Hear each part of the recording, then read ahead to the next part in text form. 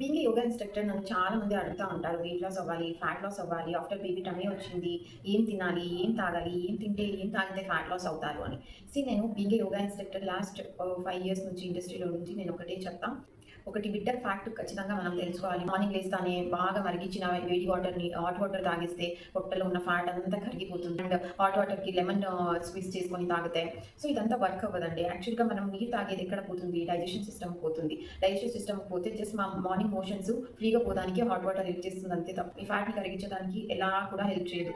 And hot వాటర్‌కి lemon squeeze చేస్తే ఆబ్వియస్‌గా ఆల్రెడీ అసిడిటీ అండ్ గ్యాస్ట్రిక్ ఉన్న వాళ్ళకి గ్యాస్ట్రైటిస్ ఇంకా ఎక్కువ చేయడానికి హెల్ప్ చేస్తుందే తప్ప మీ బెల్లీ ఫ్యాట్ తగ్గించడానికి ఎటువంటి హెల్ప్ చేయదు. నేను సజెస్ట్ చేసేది ఒకటే. ఇప్పుడు సోషల్ మీడియా వచ్చిన యూట్యూబ్‌లో అందరూ డాక్టర్సే, ఇన్‌స్టాగ్రామ్‌లో అందరూ డాక్టర్సే, అందరూ వెల్‌నెస్ కోచ్. అందరూ చెప్పిందంతా చేసుకుంటా పోతే డెఫినెట్‌లీ మీ హెల్త్ ఖరాబ్ అయిపోతుంది. ఫస్ట్ అనలైజ్ చేయండి. అందరూ చెప్పింది వినకుండా జస్ట్ మా పెద్దవాళ్ళు చెప్తా ఉంటారు మాకు పాతకాలం నుంచి. వాళ్ళెక్కడ ఏది స్టడీస్ చేయలేదు కానీ కూడా వాత బాడీ, పిత్త బాడీ, కఫ బాడీ అని. మీ బాడీని ఫస్ట్ అనలైజ్ చేసుకోండి. మీది ఎలాంటి బాడీ?